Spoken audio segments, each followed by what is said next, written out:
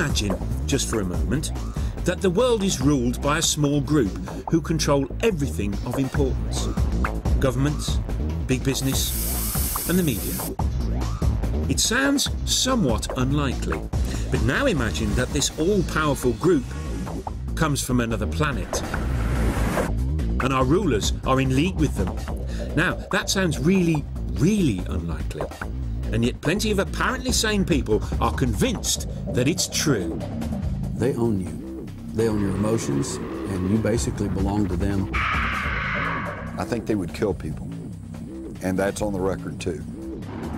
If you can control someone's sense of reality, then the human collective mind is putty in your hands. So, has someone been handing out space cakes? Or is this the biggest alien conspiracy of all?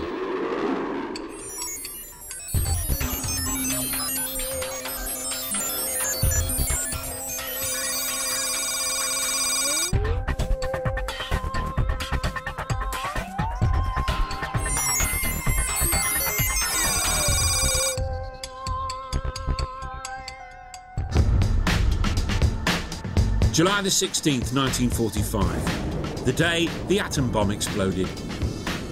Everyone agrees this was an historic day, but some people believe it was also the day an alien conspiracy to take over our planet began. You see, apparently this was an event which didn't just get noticed here on Earth. The shockwaves were felt across our galaxy and beyond. Ever since the UFO phenomenon sort of exploded into public consciousness in the mid-late 1940s, people have wondered, you know, why now? Why now? And of course, the first answer people came upon was that, well, now we have the atomic bomb.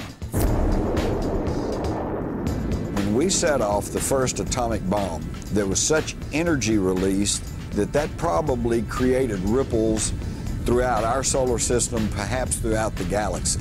And other advanced races out there kind of did a double take and went, oh my God, the kids have found the matches.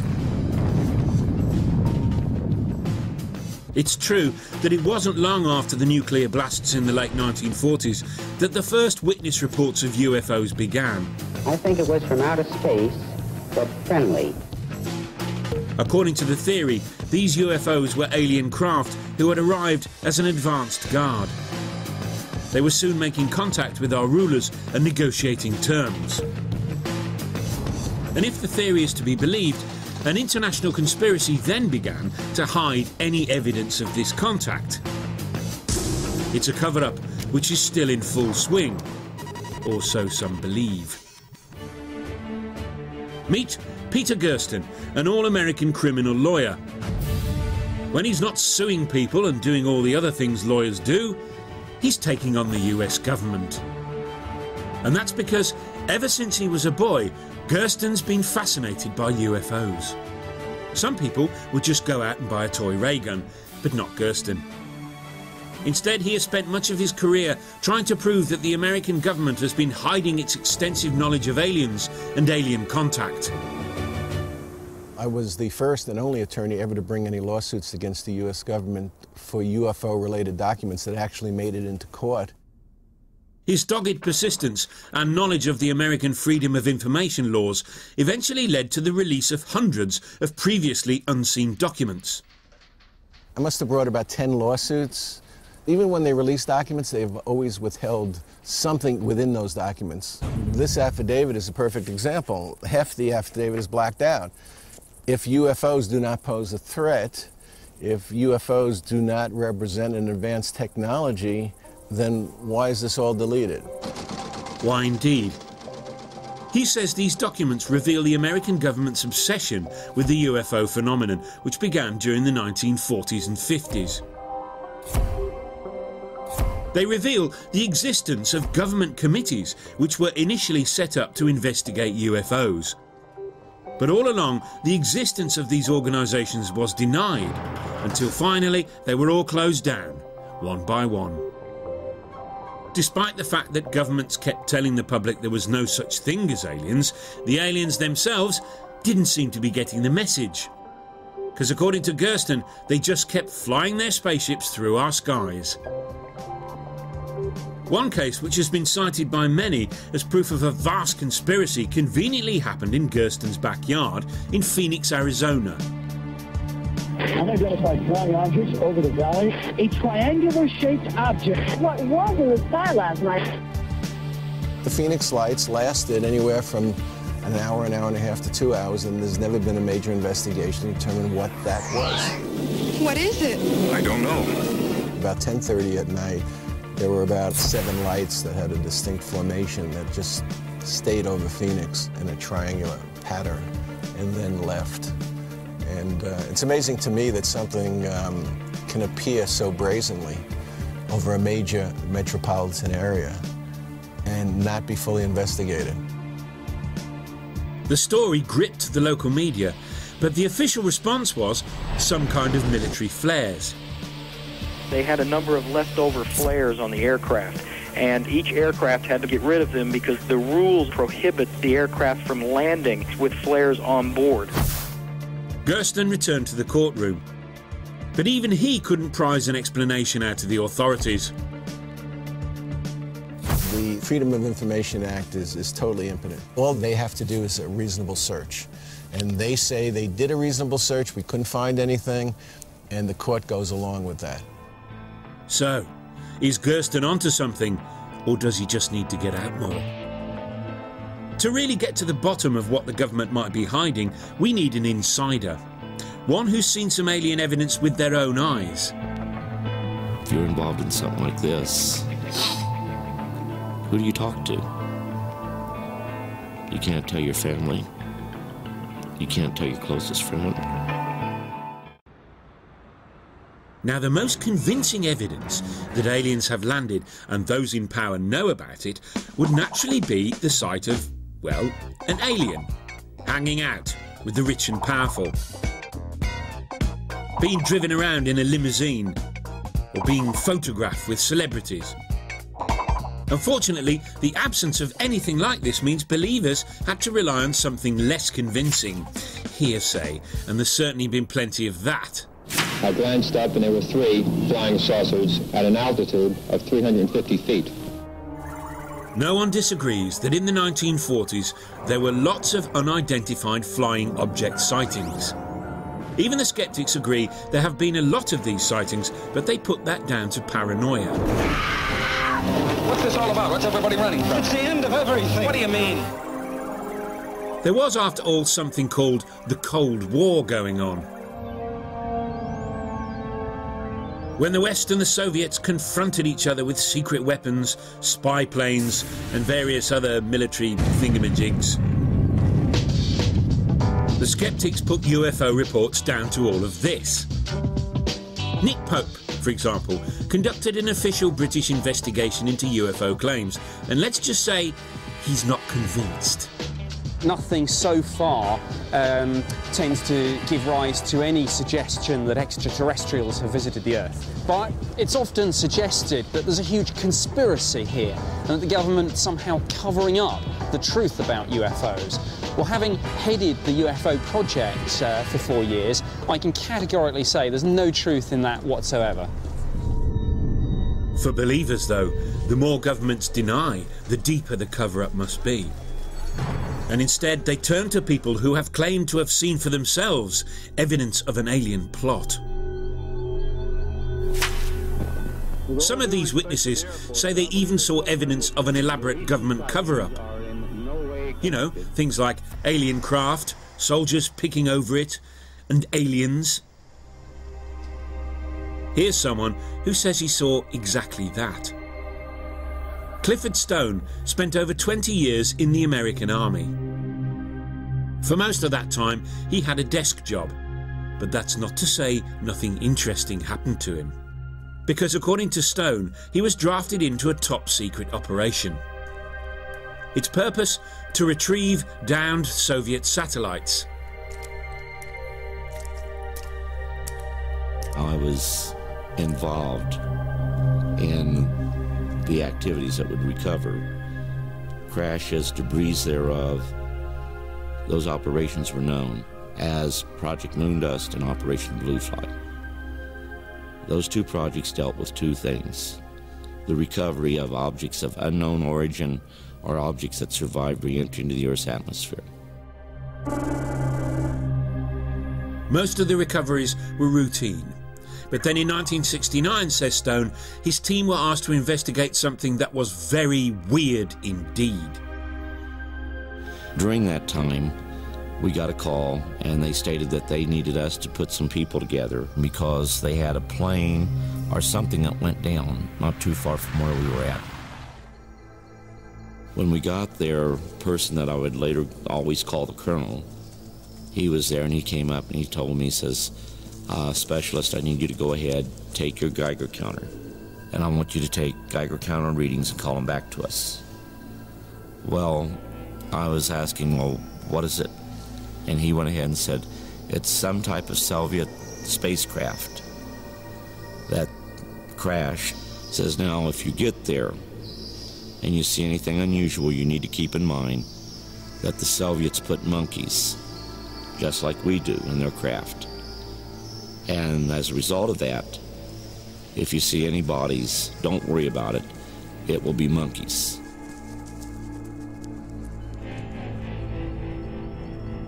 This was nothing that I had ever seen. I knew it wasn't our craft. I knew it wasn't the Soviet craft. As soon as I got to the place where I could look down, I could see where there was a little kidney-shaped door that opened on the side, and I saw one of the creatures lying out there. I went ahead and told him I needed an officer. I needed an officer to come up there, that this wasn't right. I also said, this is no damn monkey. Ever since he left the army, Stone says he's been trying to get the American government to admit to what he says he saw. The Defense Department, though, are still refusing to corroborate his story. Whatever the truth, he does seem to believe passionately in what he's saying. But it's worth remembering that people claim to have seen an awful lot of strange things. Take, for example, the family in Slovakia in 1990 who claimed to have been visited by the Virgin Mary. Or the hundreds of worshippers at a Hindu temple in the UK who swore they saw a statue drinking milk. And in Michigan, dozens of folks said they'd seen weird demonic children with melons for heads. Belief. It's a funny thing. But if by some chance Clifford Stone is telling the truth, it raises an obvious question. Why, oh why, would governments hide their encounters with aliens? What have they got to gain? Some people think the answer lies in technology, and we're not talking ringtones. Richard Dolan is a writer who has been investigating government conspiracies for over 10 years. Whether you believe that the UFOs are ours or alien, there's certainly something that's showing non-fossil fuel related transport. You know, I've spoken to hundreds of people who've said, yeah, this object stopped over my head and took off like a bullet, silently. Well, this is not 100-octane petroleum here. This is something far beyond. So the question is, what is it? So if alien craft are using some advanced technology we don't know about, what might it be? We were hoping you'd ask. Tom Vallone is one of a small band of scientists working on various theories that could explain how alien craft travel, if indeed they do, intergalactically. See flying saucers travel thousands of miles in seconds. Vallone believes aliens can travel light years through space because they've come up with a source of energy that never runs out. Which means it's a lot cheaper and more reliable than the stuff you'd find on your local forecourt. Cool. We couldn't possibly imagine that UFOs would be burning rocket fuel. You can't even get to Mars today with rocket fuel. So we have to accept the fact that if there are vehicles that can travel interplanetary and perhaps interstellar, they have to use an onboard fuel source that is converting ambient energy or have such a concentrated form of energy that it can survive over light years of travel. Right. And how might they do that? The current UFO research points to many different technologies that can be used for free energy and what we call anti-gravity propulsion. Solving the problem of anti-gravity has flummoxed the greatest minds in physics, but Tom has spent many months locked in his garden shed trying to figure it out. He's even built a little replica UFO. One UFO contactee reported a disk the size of the UFO that had magnets on the outer edge. And so here we actually have a disk that has magnets on the outer edge that perhaps may be powered by some means that involve permanent magnets or some arrangement of permanent magnets. According to Vallone, the separate halves of UFOs might contra-rotate to create energy that can be harnessed to power the spaceship. The beauty of this energy is that it comes out of nowhere. You don't need to do anything so last century as actually burn fuel. In fact, it's like you're creating it out of thin air. You can see why Tom is still puzzling over it, can't you?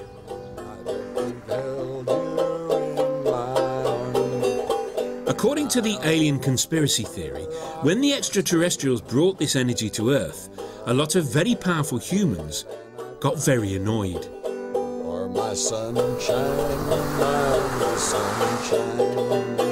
Some people, like journalist Jim Marrs, think those in power didn't want such limitless energy to become widely available. The spoil sports. Please don't take my sunshine away. Think of the ramifications. If a whole new energy technology was to come along that would just overnight replace gas and oil. The oil industry would collapse, the Middle East would collapse, the whole car industry would collapse. You know, I mean, it would be a severe upheaval in our society. In a world economy dominated by oil, Marrs says this new kind of new energy would undermine powerful business interests. See, these folks, they don't care if we know there's aliens out there. What they care about is if we know there's aliens, then we know there's alternative technologies, and this could upset their monopolies. But Marrs goes even further. He says the government and the powers that be started covering all this up even before the 1940s. We're on the way to Aurora, Texas, where legend has it that a spaceship crashed in 1897. This is the Texas Historical Commission, the state marker that I was telling you about. And it's the oldest known graves here, early 1860s. This site's also well known because of the legend that a spaceship crashed nearby in 1897, and the pilot killed in the crash was buried here. And the only caveat, of course, is the word legend. Okay, right up here under this oak tree is where the grave site is, but there's no marker, so I guess I'm one of the last people in the world to know precisely where the grave is. And now that you know, I guess you'll have to be killed. It was right here. Someone stole the marker back in 1973. We figured the government did it. And I have reason to believe that's true because not too long back I met a woman who grew up around here by this cemetery, and she said that she had encountered federal officers in this cemetery, and I said, oh yeah, that was probably back in 73, and she said, no, this is back in the 50s when I was a little girl.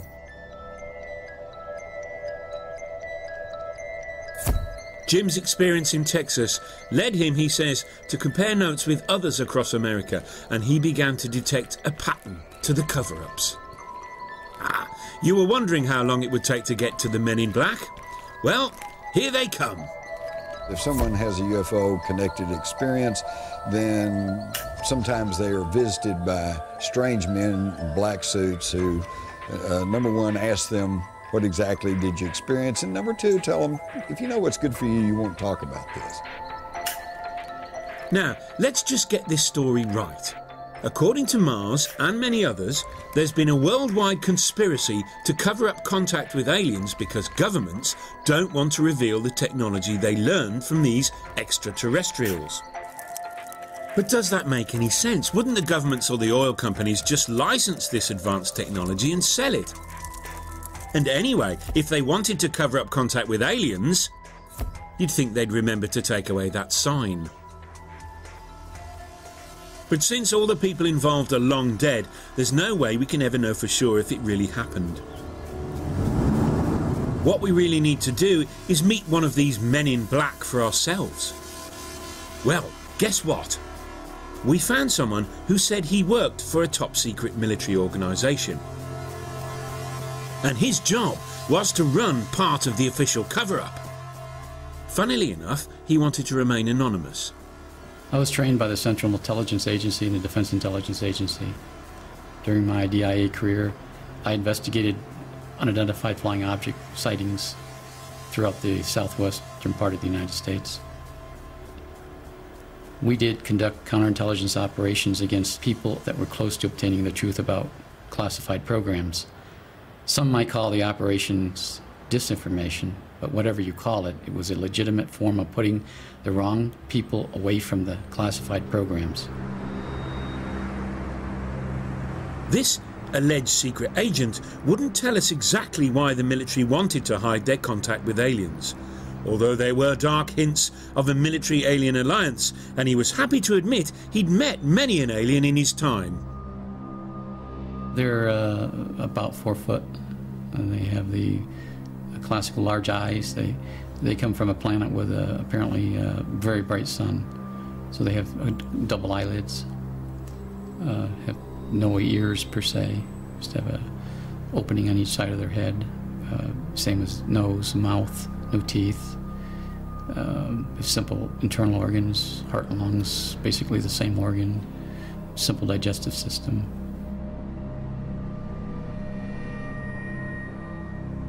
I'm not going to discuss that. There's a lot of information I wish I didn't know.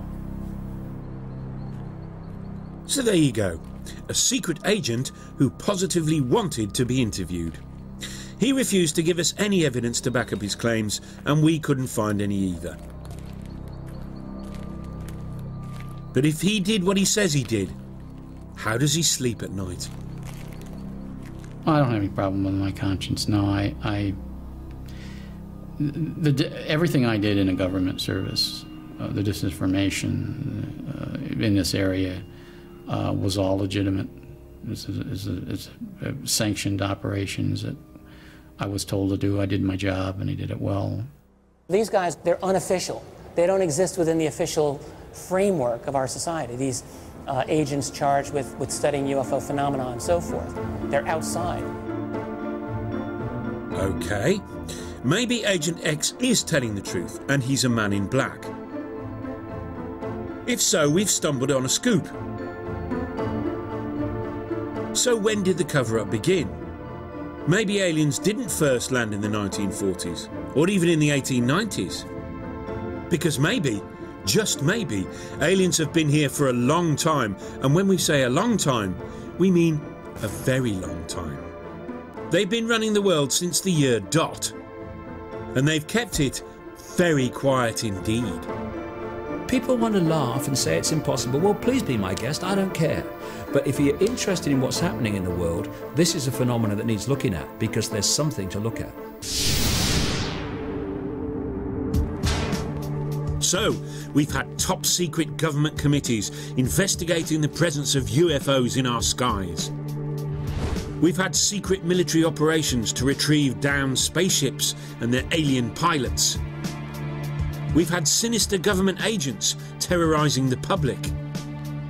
But in terms of a conspiracy, this is just the tip of the alien iceberg. I woke up, and mere inches in front of my face, there he was. And I was really freaked out. This is a very rare opportunity we're looking at. Implants are rare. Because according to some, the aliens have not only landed, they're actually running the world. What? Yes. Here's a man who believes it. David Icke. Icke regularly speaks to packed-out audiences, spooking them out with the full implications of his theory. The power that these guys I'm going to talk about in detail today use to manipulate, control, and slaughter many of us, increasingly so, is only the power we give away every single day. He hasn't always been a full-time conspiracy theorist. In fact, he started as a soccer player and sports commentator on the BBC. Kenny Dalglish of Liverpool and Scotland. But all along, something was troubling him. When I was a kid, I had this feeling, I couldn't put words to it, I had this feeling I had something to do. And when I started being quite good at football and went into professional football, I thought that must be what it is. But there was something missing. I couldn't put words to it. I felt unfulfilled. Ike looked at the world and there was something wrong with it. At first he couldn't work out what it was, but something under the surface was amiss. International poverty? Global warming? The capitalist system? No, something deeper still. He became convinced that everything that was wrong with the world could be explained by one overarching idea: that a small, ruthless elite had taken control of our planet. It's claimed it is made up of a highly secretive group of families who exercise absolute control over world politics and economics. Its name? The Illuminati. Well, the name Illuminati comes from the phrase the illuminated ones, which is extremely appropriate because they are illuminated into knowledge that they keep from the rest of the people. Ike was convinced that these families were no ordinary power-crazed tyrannical elite. Oh no. There was just one small detail which distinguished them from the rest of us. What I've done is ask the next question, which is, where did the Illuminati come from, and who controls them? And you go back into thousands of years BC, and you start to pick up another common theme, which is of interbreeding between humans and a non-human race. I am from another planet, outside your galaxy. I'm sorry, I just don't understand. Ike claims thousands of years ago aliens arrived on Earth and probably interbred with the leading families of ancient primitive societies, creating alien-human hybrids. These hybrids and their descendants control the planet and everything on it. And if that wasn't scary enough, Ike says that they live in disguise amongst us, they live for hundreds of years, and they eat human flesh. Nobody's perfect. And in case you've been wondering, their sacred symbol is the pyramid, which is why, according to Ike, it's no accident that pyramid-shaped buildings are found from Mexico and Peru to Egypt and ancient Babylon. And how do we know about these guys? Well, according to Ike, this most top secret of secret societies uses special codes to communicate, using their own sacred images of the pyramid. On the dollar bill, you have an ancient Illuminati symbol, which symbolizes perfectly what I'm talking about. It's the pyramid structure, and at the top you've got the all-seeing eye, the capstone of the pyramid, the illuminated ones, illuminated into knowledge they keep from the rest of the population. Now, quite why the most secretive beings on the planet use the least secretive place to communicate, no one seems to know. Such details haven't stopped David Icke selling thousands of books, although there has been criticism of his use of the word Illuminati. The same term was used in the past by right-wing extremists to describe a worldwide conspiracy run by Marxists, Freemasons and Jews, and some have claimed that he is just tapping into old extreme paranoias. So who are the alien-human hybrids, and how would we spot one if we saw it? Well, apparently they include George Bush, Tony Blair and even the Queen of England. And we thought she was just German. Apparently they are all descendants of the original alien hybrids. What you have, in effect, is the Illuminati families being the genetic representatives on this planet of these serpent gods. Serpents?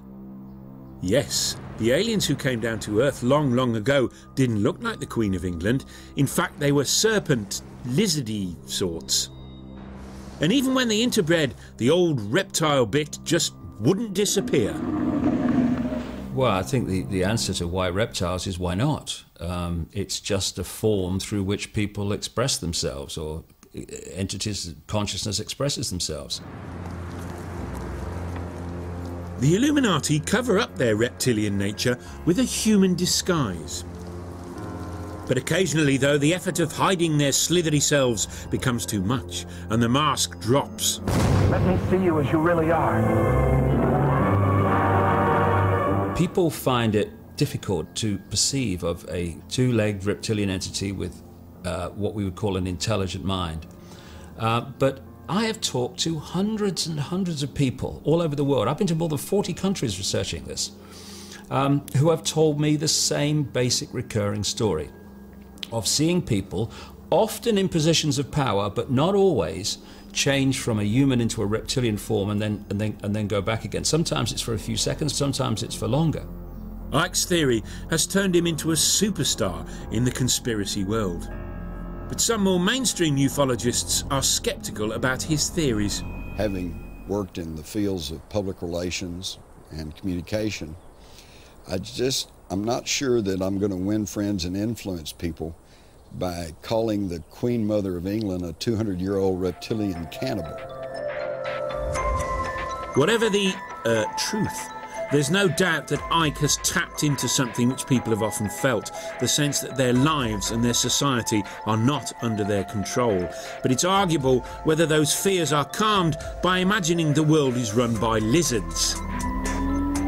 Icke's theory that lizards are in control has had one notable effect. Whereas 20 or 30 years ago, alien sightings tended to be all about little green men, alien sighting stories have now begun to change. Now lizard sightings are all the rage. Mona Kempka, for example, is a fan of Icke. She's read all his books. And rather coincidentally, she has also seen lizards. They come visiting. My name is Mona Kempka. I'm 55 years old. I've been a psychiatric nurse for 30 years. I've lived alone for the last 10 years. 12 years ago, Mona had her first reptilian experience. In 1994, a reptoid appeared in my living room.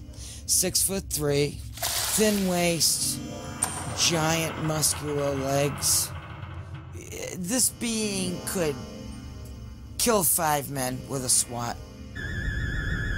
I was asleep because I worked the night shift.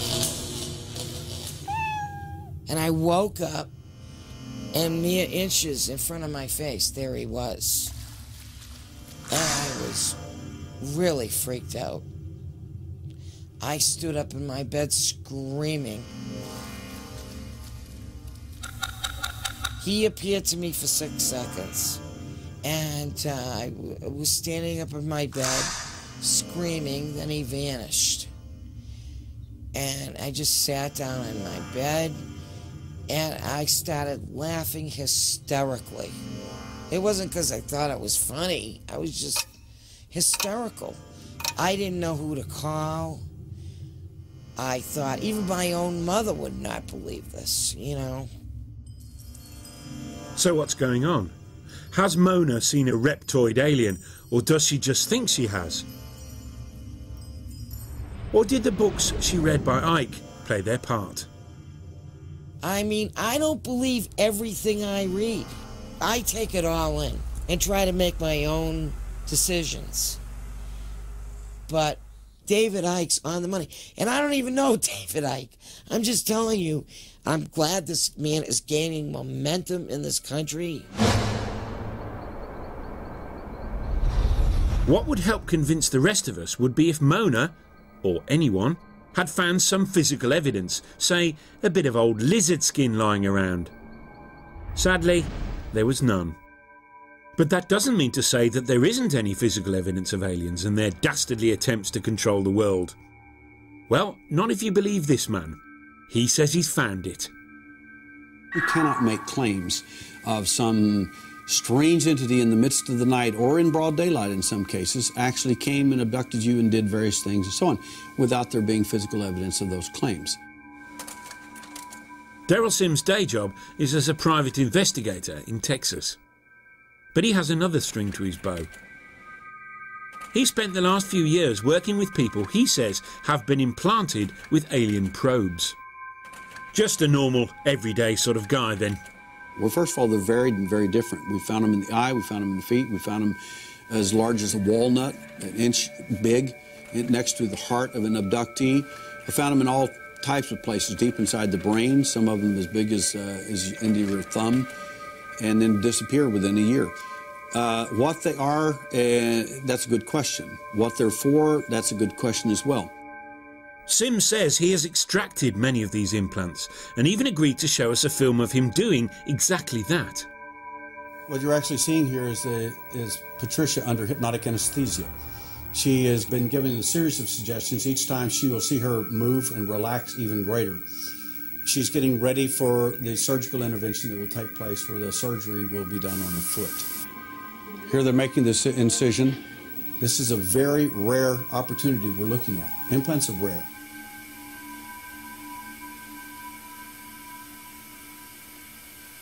The surgery has taken over an hour. They can't find the object that they found so easily on X-ray. Here he is bringing the object out in a T-shaped formation. What they found in the keratin was wrapped around these objects, and it was very hard, very durable. It showed no signs of inflammatory response. In other words, this object was not treated by the body of Patricia, as an example, in any way as if it were a foreign object. Now, Derrell Sims has no medical background whatsoever, but he claims that the object that was removed from Patricia's body was designed to control her mind. Quite why they put it in her foot, though, is a whole different matter. But anyway, over to you, Derrell. My thinking is that the side effects of these objects, it seems to us, based on preliminary findings, is that levels of serotonin, dopamine, neurotransmitters, in effect, have been altered in some of these abductees. Now, any neuropsychologist or neurophysiologist can tell you in a New York minute that anybody that controls your serotonin, dopamine, or potassium, anybody controls these neurotransmitters, especially serotonin and dopamine, they own you. They own your emotions, and you basically belong to them. Derrell didn't allow us to do any tests on the little implant, so we can't say for sure what it was. And why a secretive alien could have been so easily outwitted by a Texan private investigator is anybody's guess. What we do know is that Derrell isn't entirely objective. I became aware of the alien entity in 1952 at age 3.5 in an abduction scenario. And then what really threw me into high gear into full-time investigations in this phenomena is my son got abducted at age 6. Then at that point, for me, I could live with my problems with the abductions. But when you come after my children, now it's personal. Alien lizard gods feeding off our own mistrust and fear. Alien implants that control our minds. Powerful alien-human hybrid families that run our world. Blimey. But one question keeps nagging. If some people are seeing aliens, why aren't we all? Perhaps the answer, unnervingly, lies in modern science. People are starting to realise that the world is not just a little bit different to what they thought it was. It's actually nothing like they thought it was. We've come a long way in our understanding of the UFO phenomena, but we still don't have a definitive answer. In the 50s, the big question was, do they come from Mars or do they come from Venus? By the 90s and today, we're even more sophisticated, and the question today becomes, do they come from another dimension? Most sceptical, rational people will never believe that aliens control us and our planet without some conclusive evidence. But what if it was impossible to come up with evidence? Because the way we see the world is itself flawed.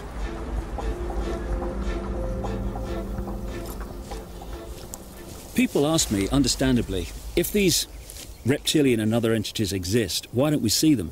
Well, it's to do with frequency. For instance, if I turn this radio on, I can get a station. If I move the dial, suddenly I've got another radio station. Now, the one I've just moved from hasn't ceased to exist, ceased to broadcast. It's continuing to broadcast, but I'm not tuning into it anymore. And so what we are in this so-called physical reality is we're like radio sets that are tuned into a particular reality. These reptilian entities and others appear to have the knowledge of how to move between dimensions. We are invisible, Adam Penner. You cannot see us. That's very simply what's going on. It's not some great mystery. It's actually very, very simple. According to David Icke, the aliens have mastered some new technology which allows them to move from our visible world to mysterious, invisible dimensions. Convenient. Oh yes. But why stop there? It's equally possible to claim that a whole host of weird stuff is hiding out in hidden dimensions. Ghosts, werewolves, Elvis, and they'd all be impossible to disprove. Surely this must rank as the weirdest alien cover-up theory of all. Well, not quite. Nick Bostrom is Professor of Philosophy at Oxford University, which means he's been doing an awful lot of thinking, the brain box that he is. We know a lot about what's before our noses, but the big picture, people think they know, but they really don't. They just make it up. And Bostrom has been making up some cool theories of his own, and one of them's about aliens and computers. Now, 40 years ago, Earth computers looked like this. Today, they look like this.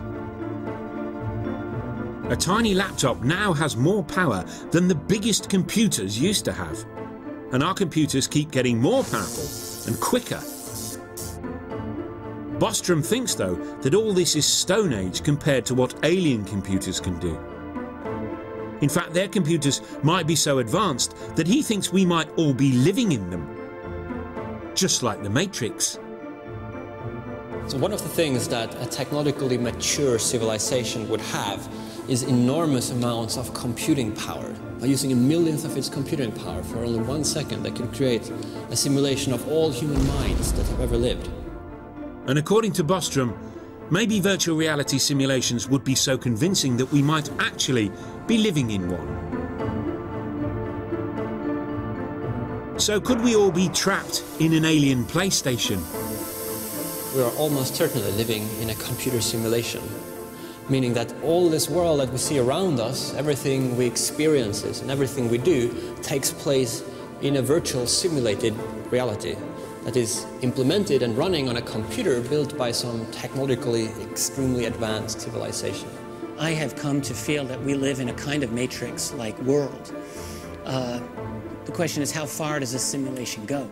I don't trust anything in this reality. I think it's an illusion. It's a holographic reality. It's the product of somebody's technology or something's technology. So anything is possible. So there we go.